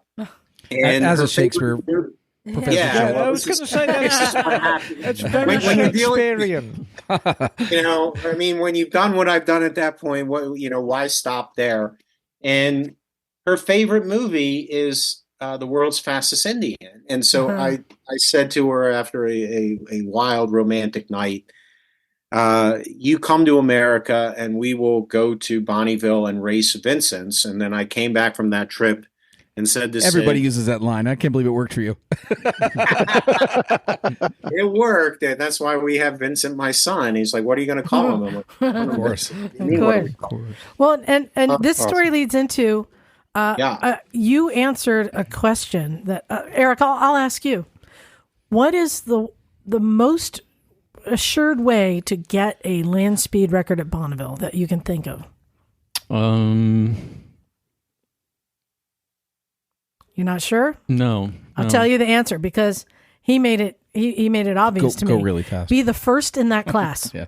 Yeah. Oh, interesting. Be the first in that class. Interesting. And this is interesting because when you went to set a record, there you have to, give them all the info, Right. and you realize how many different classes Oh, there's hundreds. Right. there are, Right. and you guys yeah. not knowing that Right. you happen to put together a bike that happened to be the first in its only- class. Oh, Yes. Yeah, no, that's interesting. right. That's exactly right. And then at the time, this is at the time we came back, and a lot of bridges had already been crossed. I mean, particularly the lower end had already been done, and Sid wasn't thinking about a lower end sufficient to go 150 or whatever. He was building a repeat. So, we did what we could in terms of cams and porting the heads and stuff like that. But it is a standard, 998 repeat, and and so we built it up, and we initially thought we were just going to do the run what you brung class at the pub meet that Dennis Manning runs. And we weren't even going to take off the street trim. I'd already retrofitted and had been riding Tina, the 600, on the street. It had a generator and lights and all the rest of it. And we were just doing this for fun. And Gabby, my wife, was like, I didn't come over here from Slovakia for that, And so she went, hey, and here she is, she's pregnant. And she was the team race. I called her the team owner, the captain of the team. And she just batted her eyes at Sid and said, we're running for records, aren't we, Big Sid? And Sid was like, all right, we're running for records. And at that point, I called up Dennis Manning and I said, okay, we're running for records. We're not doing this run with you brung stuff. And he said, okay, well, what class are you entering in? And at that point, I just described to him what it is we were running, and stock or modified, Yeah, that was it. Right, that was it, and that the Irving Vincent guys, and those are the fastest modern Vincents on the planet. The Irving Vincent guys. Sid had sent him an email saying, "I like that bikini fairing you got," and they sent him a fairing, and we had mounted the fairing, and because we had mounted the fairing. And because we were running gas, and because we had a modern multi-plate clutch in it. I mean, it wasn't stock, So Dennis Manning said, "Okay, you're running modified, partial streamlining, MPS, VG, vintage gas, 1000." And I said, "Okay." And I said, "What's the record in that?"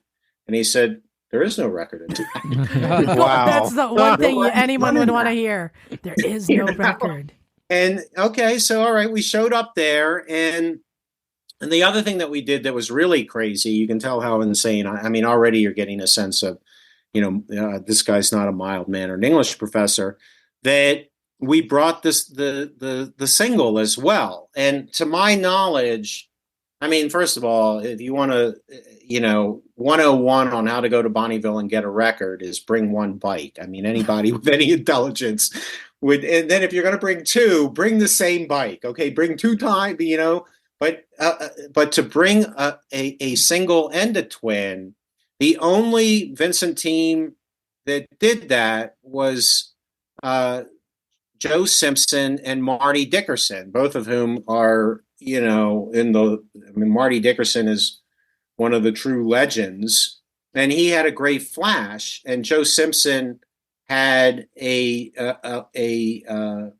twin that he then supercharged, and that Marty, and so they teamed up. And I talked to Marty about this, and 1 year he brought his Comet and Joe brought the Lightning, and they ran them together. And then after that, Marty said, that was stupid, and here I had brought these two bikes and I was trying to run them both and go after two records. And we got one with the twin, and the single, which actually outperformed the twin, which Aaron Frank rode that bike to 110.9. And that little thing was working hard. I mean, we pulled the head, and the rings were just starting to melt. Jeez. And when we got back, it was like, I mean, the Christmas treated out, and we changed it and everything, but we were like, luck was on our side there.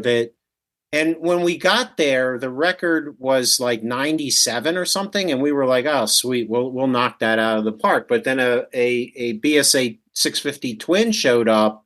And they knocked it up to 116 at that meet, and so we didn't break that. And that's also what you learn when you're really a racer, is that often your best runs and your best stories are not the ones where you get the record. It's, I mean, you know what I'm saying. It's just like that's the way the ball bounces. And hearing that story, Emma, it got me thinking. Yes.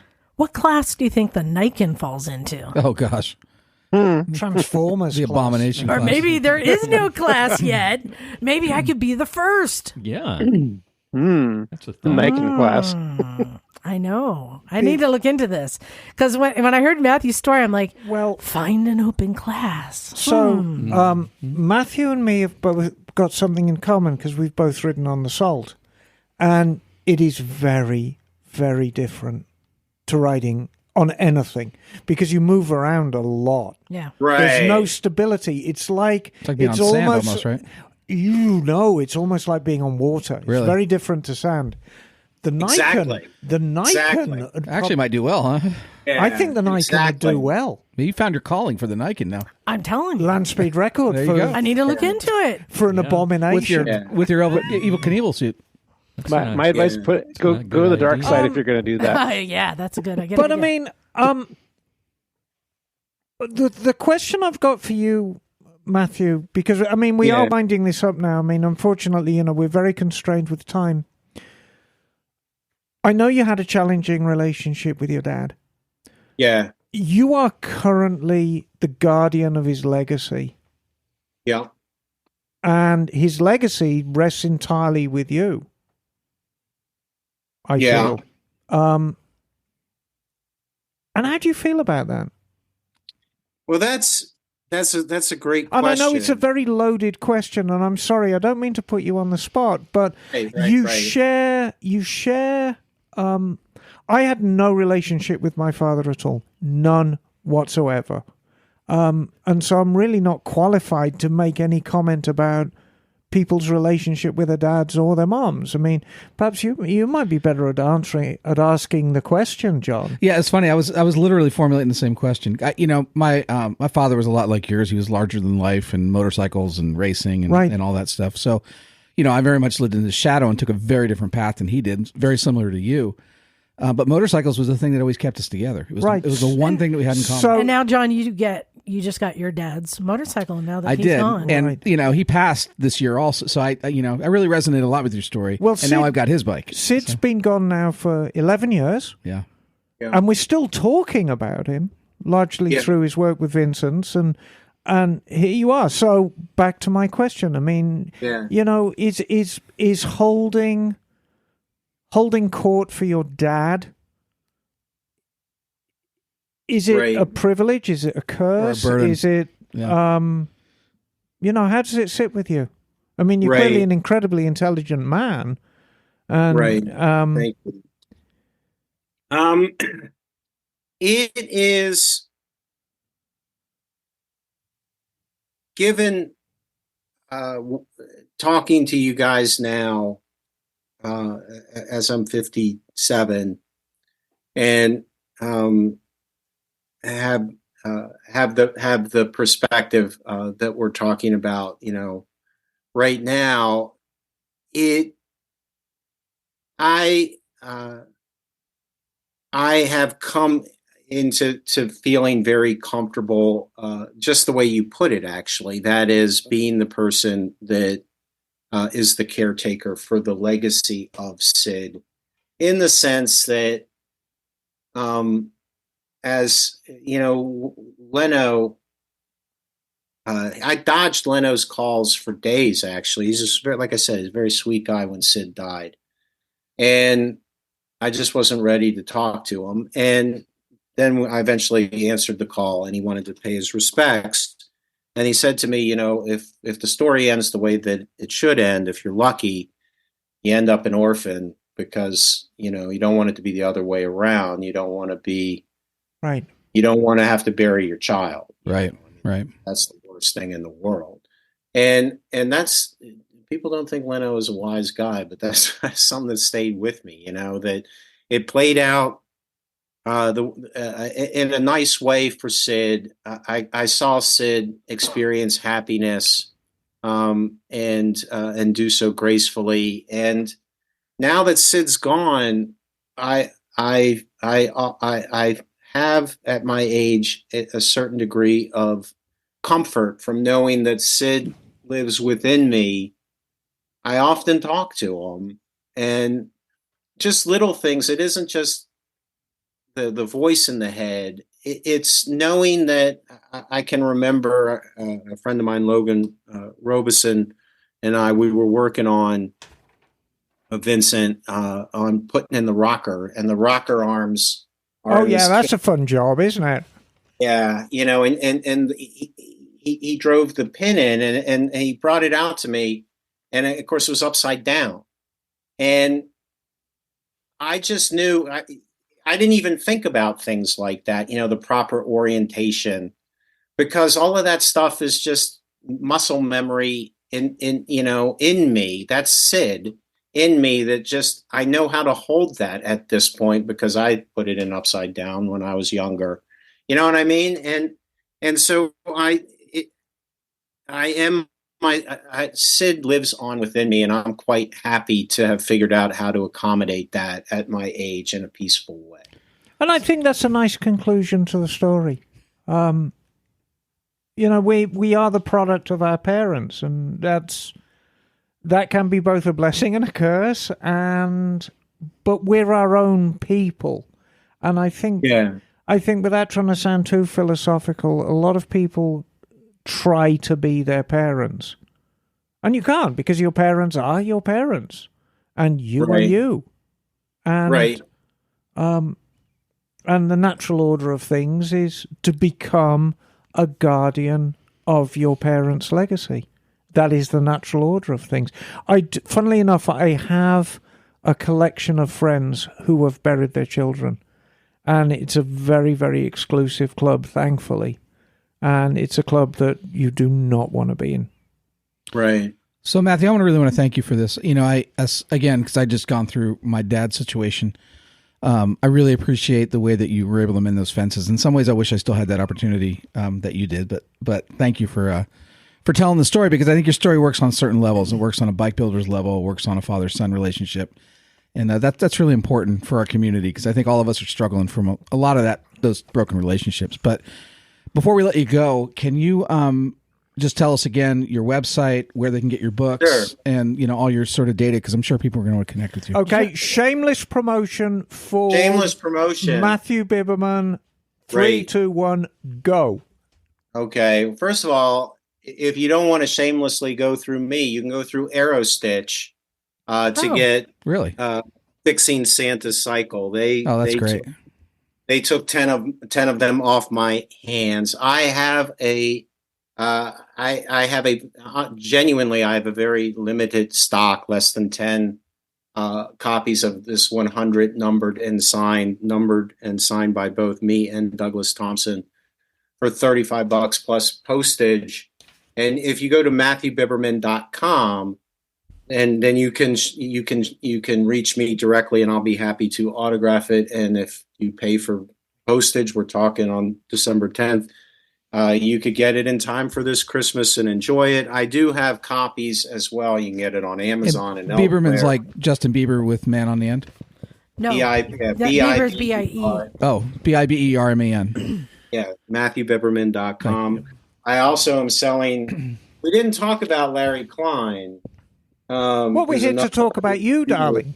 Yeah, this is I had a great time when Biggs' Vincati first came out, barnstorming to Mid Ohio and other places with Larry Klein. Oh, that's one of our favorite places, Mid Ohio. Yeah, and he's no longer with us, but I bought out he had about 20 of my books in his estate. So I've got about 20 of these hardback first edition Biggs' Vincati. You can reach out to me at MatthewBiberman.com. I can get that to you. I do have a few here in the United States of the Italian and the Spanish, if for some reason you want to walk on the linguistically wild side. And it's very hard to get Vincent's with Big Sid. We with the Jay Leno introduction and all kinds of cool pictures in it. If you go to MatthewBiberman.com, I have it bundled. Nice. As a gift bag for if you are really willing to step up to the plate there. Well, I'll put a link in the show notes to Matthew Biberman. Let's do that. Yeah. And again, I really support the kids' books going back. Oh, absolutely. Yeah. Planting that seed early to get kids to be fascinated with motorcycles, which is why I was like, yes, I'd love to share your story. Anything that gets kids and motorcycles together, I'm in. So thank you for doing that. I appreciate that. So, Matthew, thank you so much for being such a charming and gracious guest. You're a good egg, sir. Thank you. We motorcyclists know that there are more good eggs among us than the thing I find so inspiring as an English woman who's a little older than you is that here we are halfway around the world and we're still taking care of these things that were built so many years ago by craftsmen. Right. And right. Understanding that we're just caretakers for these things. And right. The love and the respect for the engineering of these things, it's wonderful to experience. And it's wonderful to hear somebody like you who clearly has this great love, fire burning for these old things. It's just wonderful. So thank you. I enjoyed the conversation immensely, and I really appreciate it. And hopefully, this won't be the last time our paths. Oh, come and visit us anytime. Are you going to Mid Ohio? Ohio? You didn't get me going into Santa Cruz and the roads around Santa Cruz. The one thing that will always be a highlight of my life as a motorcyclist is when we took the Vincati out to the West Coast. And we took it to L.A. and to Leno's shop, and you can go on and see him interviewing me and Sid and riding the Vincati, like a guy who, if anything goes wrong, he can get it fixed, no problem. So, he expects to get a ticket every time he goes out. So what's the difference? And man, did he ride the snot out of the Vincati, which was just great.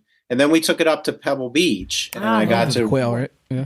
Yeah, well, that's on it. Yeah, that's the first year. This was the first year of the Pebble Beach show that had motorcycles. Yeah, and Gunga Din was there, right? And Venkati and Gunga Din were side by side, and Sid got to see Gunga Din, which he had. Not only was he instrumental in getting it together, but in 1953, if you read Big Sid Venkati, you'll know he was stationed in Germany during the Korean War and saved up all his time to go over to England and visited the Vincent Works and stayed there and saw Gunga Din and inspected it very closely and took photographs of it. And those photographs were used in the restoration. But I got to ride the Venkati around the Northern California roads, is my point. Yeah.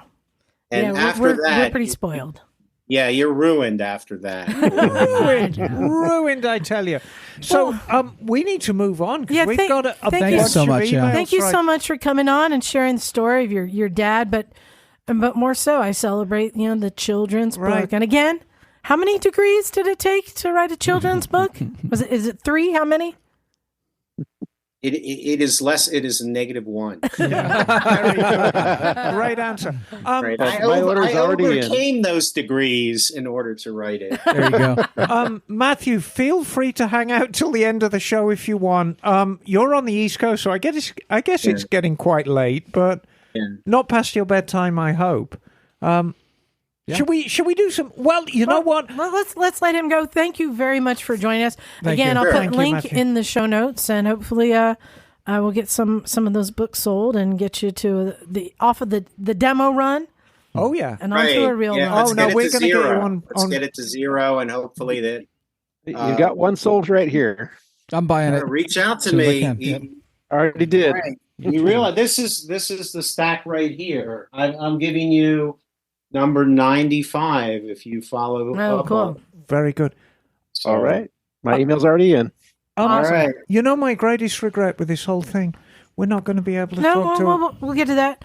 Thank you very much, Matthew. We will let you go, right. and we will continue. Thanks again. Thanks, Matthew. Good. Fascinating interview. Take care. Yeah, isn't it? Yeah, right? Yeah, absolutely wonderful. Fascinating gentleman. Do we have time to talk about Eric? Well, we'll get to that just real quick. Well, I wanted to say that, John, because that struck a chord with you. I went online and just bought Big Sid's Venkati for you. Oh, worn my cockles. I'd love for you to read it. Is that what you call it these days? I'm getting older. It's a cockle now. Yes. Streptococcus, no doubt. Eric, are you going to be around next weekend? Yes, I'll be back. Yeah, no, you are welcome to come by anytime. Thank you very much. No, you are living the nomadic life that I hope to live one day. Oh, really? Yes. I really would like Eric to talk about his journey on the show because he is leading this halcyon life. That's it's not all sunshine and roses. That's true. But it's a life I feel a lot of people would aspire to. Oh, yeah. And I think we need to talk about that. I was picking his brain for half an hour before you guys came in. Yes. I'll be coming back. But we made a promise to our listeners that we would always do emails. You packed everything up, put it into an RV, and you just travel around living in RV parks and seeing the world. And I gave everything to Goodwill, and when I moved into my camper and hit the road. That sounds so amazing. Fantastic. I can't wait to do that. The only thing, and I already play this game, is like, which bike would be the perfect bike to have? And I'm not sure that any of the ones I have, well, maybe the 690, but it's like, that's a whole nother qualification. What are you going to do with all these toy motorcycles? What the hell is wrong? Liza? What's the perfect bike if you can only have one? Stretch Booster. Stretch Booster. What the hell is wrong with you? Well, you know what bike he's wanting now? Stretch Booster. An Amigo. Yeah. Oh, God. That thing was fun. It is not an expensive bike, Eric. And I think it would fit in my RV. Well, you can fold the handlebars down. That's the whole point. Oh, yeah. Yeah, you just loosen them. Just spend the money and buy a Benelli 135. Okay, yeah. With a sidecar. With a sidecar. We got a sidecar for you for cheap if you need one. Yeah, I heard about that. Well, I wanted to get to some emails real quick. I have a short one here that I'm going to give a shortish answer. Johnny's got a short one. Okay. Wait, there's too much truth in that comment. And this Sorry. one It's is Stumpy.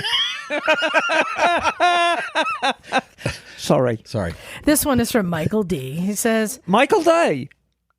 D. Oh, D. Michael D. He says, Mike D. what can you tell Mike your D. fans about the Maving electric motorcycles soon to be available in California? Nothing. Maving, it's Maeving. Yeah, I don't know anything. Well, no, I can tell you something about it. I did look it up. I was like, ooh, is this another electric bike we should be excited about? And I went to the website to check it out, and I saw the first sign that it's a bike that we don't care about. Do you know what that first sign is, Bagel? What's the first thing you look for on an electric bike to see if you care or not? Hub motor? That is correct. Oh, it's a hub. So it's got a hub motor. So there are so many different brands that are, I call them like boutique brands that are putting their own design, their own touch, but not bringing anything new to the world of electric, not expanding anything, not developing anything new other than kind of style. So what you get, this is just another one of those bikes with a hub motor. Why do we not care about a hub motor? Because a hub motor is too much mass. You're not going to be able to get up to speed with that much weight on the wheel. So it's really meant to be a low speed. And because it's a low cost, it means it has small batteries. So it's not long distance. It's just another cheap boutique electric bike. And there's a ton of them. And we don't really talk about them because they aren't expanding and they're not developing anything. They're not. I think the exciting. term. I think the term is it's a technical dead end. You know, it's not about the size of your battery. It's about how you use it. Yeah. No, so John. that's why. I mean, I'm not excited about Maving. There's nothing new there. It's just another bike that I think will be a waste of money personally. Okay. So, but thank you for bringing it to my attention. I'm always looking for something new to see. And we remember what was the brand that we talked to at the one show where they have it's all adjustable. You can adjust the suspension and everything, the seat height. Oh yeah. At least that was something kind of different or new. I appreciate that. So that's why not excited about the Maving. Oh, Just wait, something better will come along. Emma, you have one there?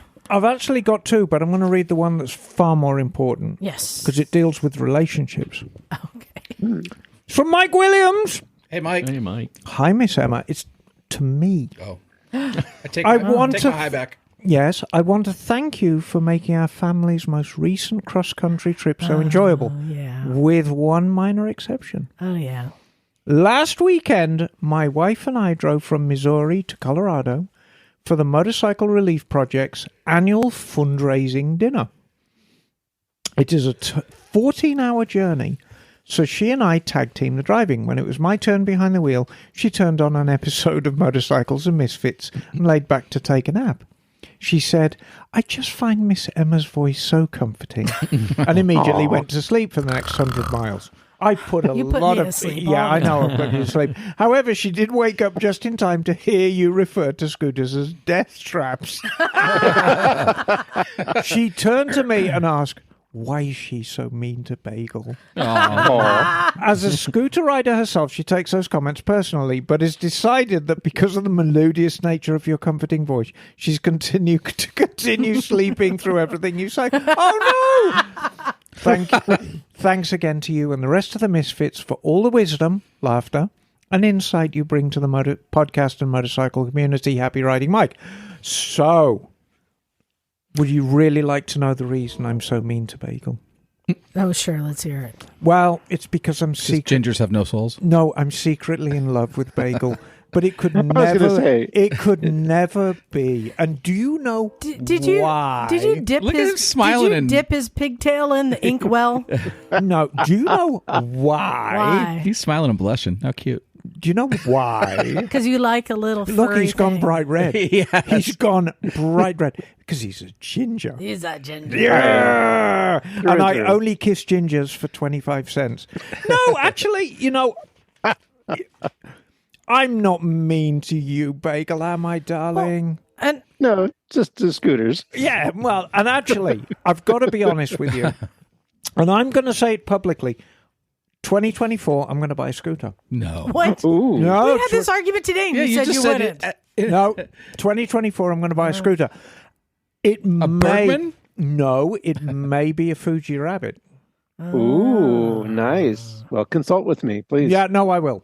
So, Excellent. and I mean, so that's it. I mean, I suppose, I mean, you could say I topple over onto being mean, but No, not it's at all. it's never meant seriously, Bagel, and I hope you understand that, Well- darling.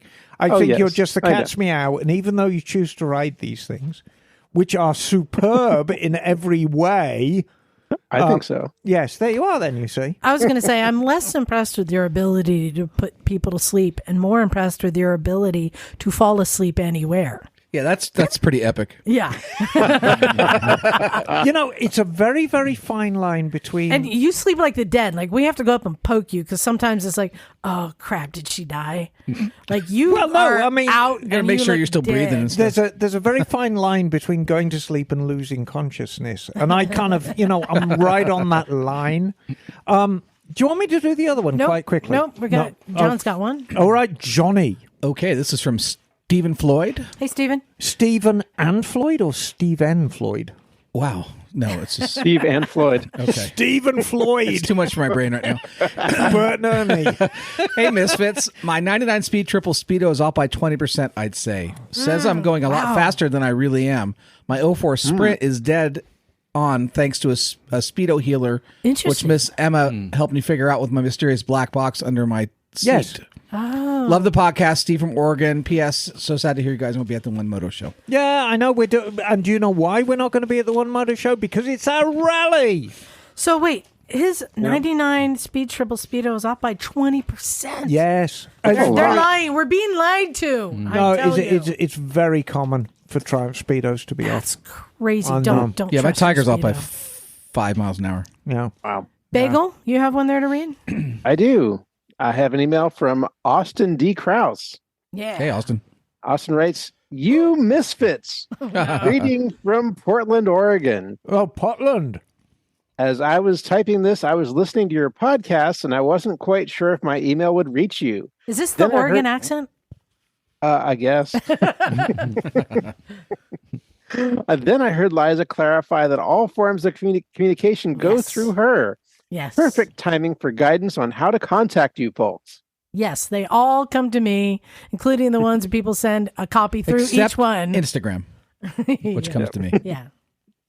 It says, I'd like to put my 2 cents into the discussion about training people who come into your garage. Oh, yeah.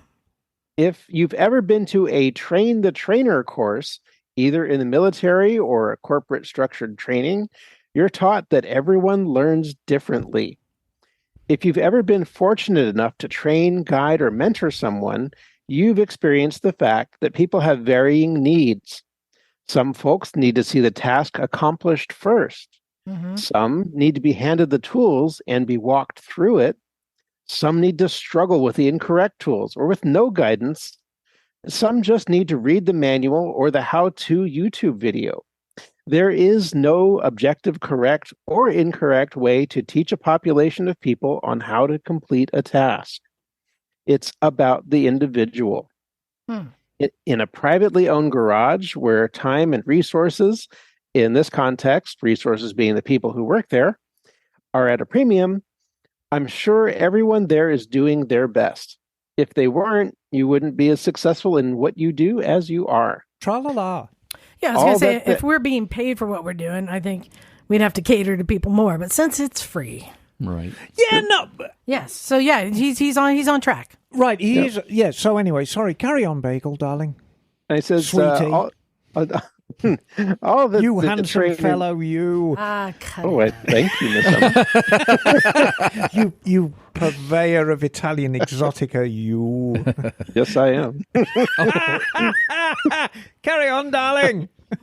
All that the trainer needs to do is to continue being themselves and to guide your patrons in an engaged way, which clearly you are doing already. Best of luck to all of you. I hope our paths will cross someday. Oh, thank you so much, Austin. Well, you're only up the bloody road, Austin. Come down and visit us, darling. Yeah. So I got a couple breaking news stories here. On Oh. Instagram, we have a few more comments about the Nikon. Oh, God. So, God. so one says, "Why do the handlebars have safety glasses?"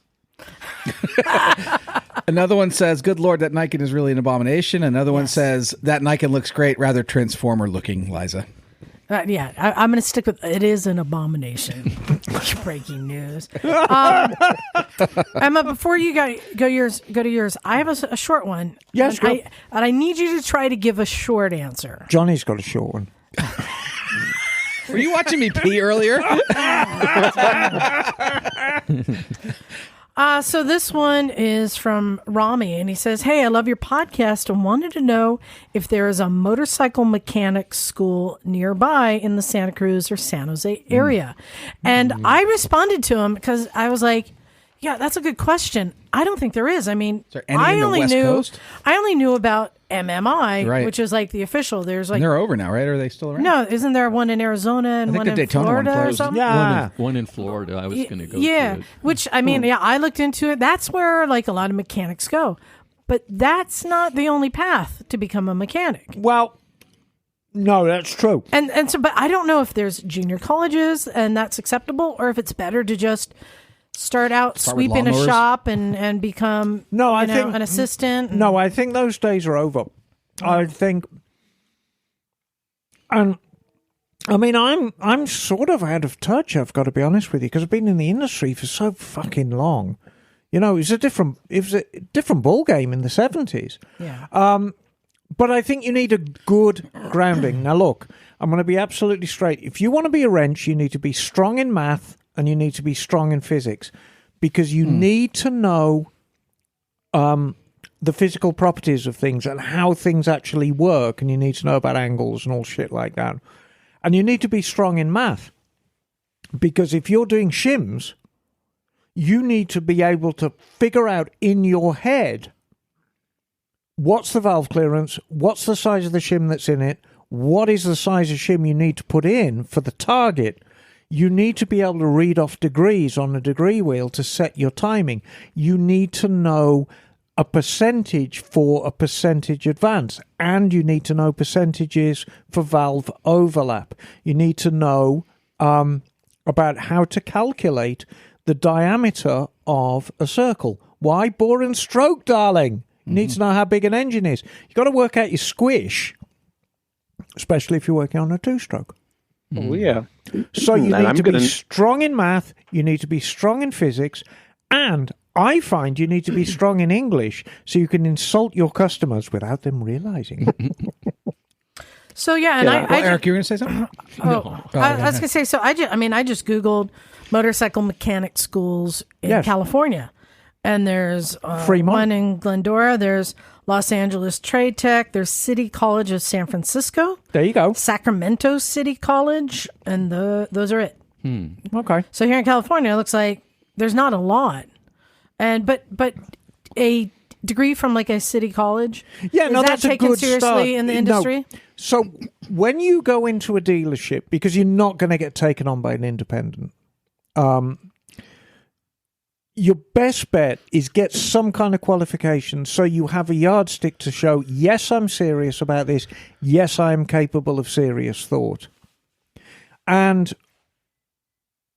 all that's going to give you, and I want to be absolutely clear, if you go to any junior college, if you go to MMI, they are not going to teach you how to be a motorcycle mechanic. They're going to give you the barest minimum to set foot in the industry. Mm-hmm.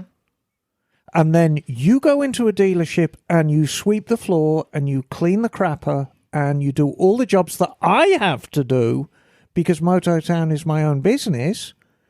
I am both the CEO of Mototown and the lavatory cleaner and everything in between, because that's kind of how it is. And I have blown up your lavatory too, so I know thank you for have. that. I had to clean up afterwards. So you do what needs to be done, and you just put your time in. You put your time in. It's You know, I heard a quote from a musician the other day, and this is thanks to my current house guest, Mike Beck, who is very, very good at it. He played in town last night. Yeah, he played the Ugly Mug. You didn't invite me. Oh, cool.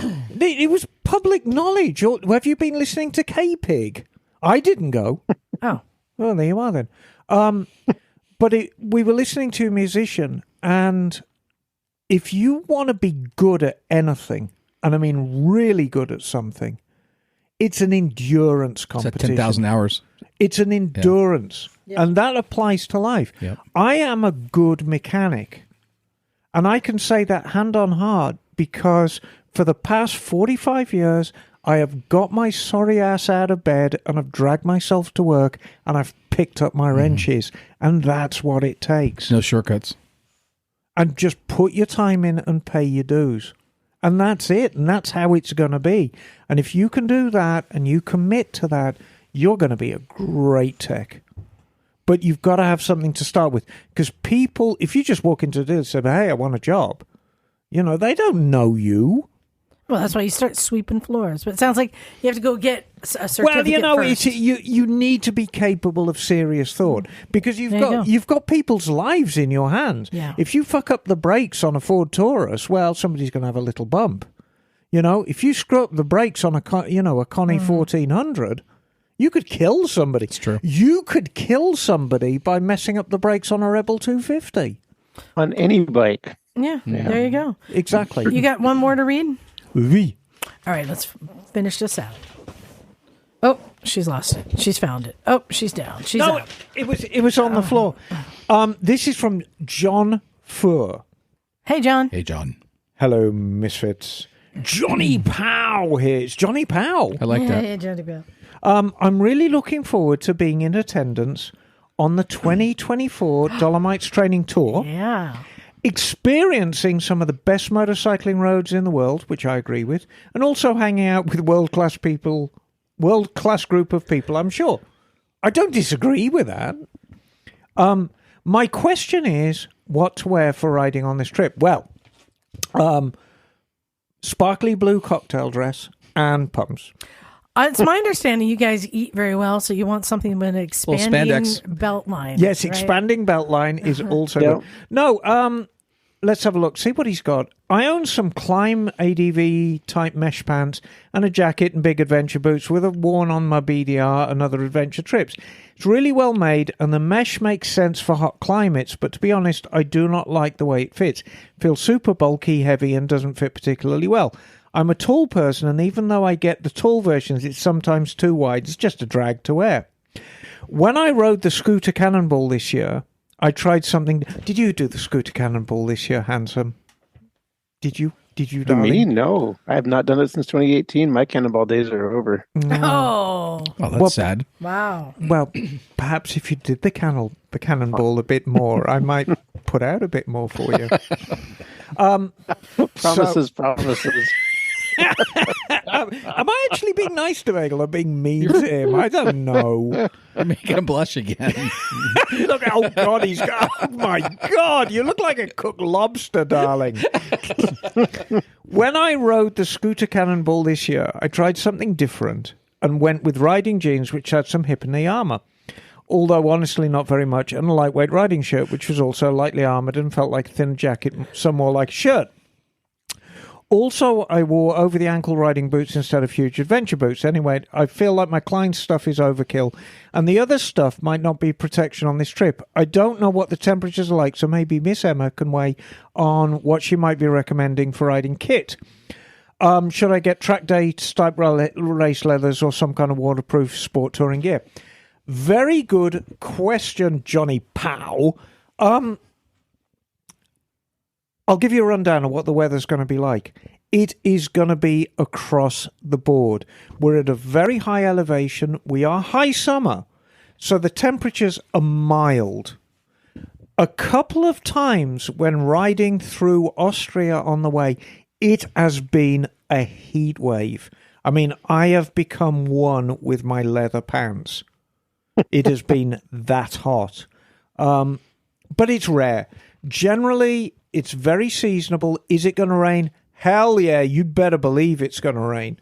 because we're in the mountains and weather can change in a heartbeat.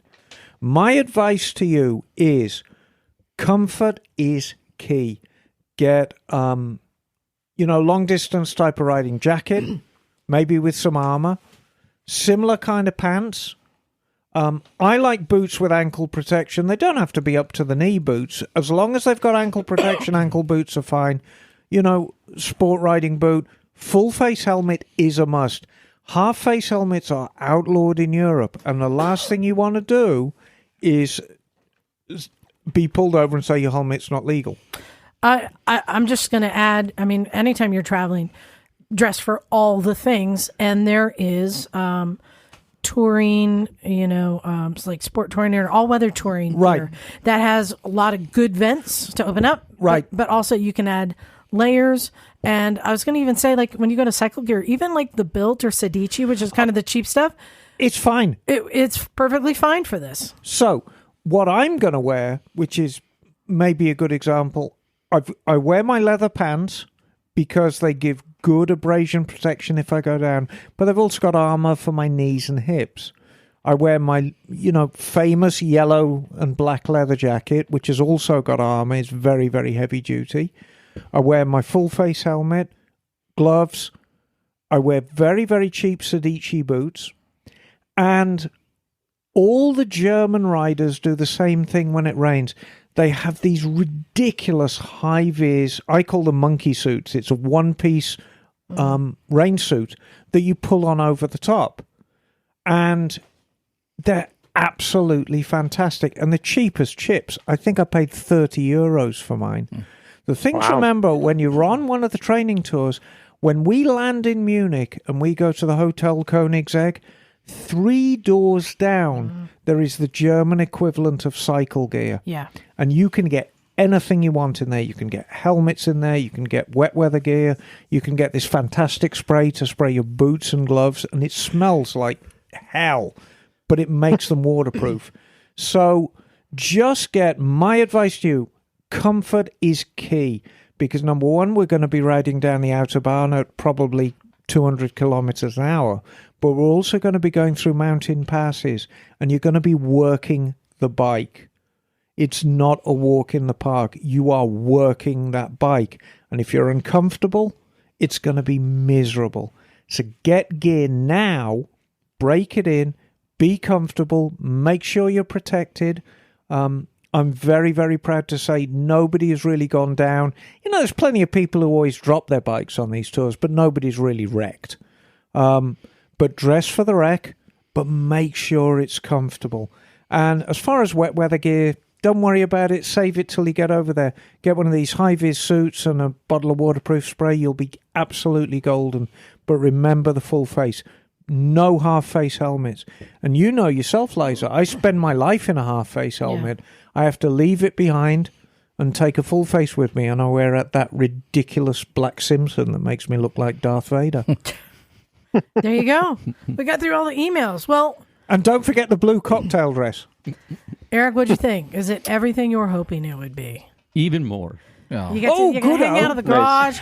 And now you get to be in my inner sanctum here in this. This is great. In this room. Hey, what was it like when you first walked in? What?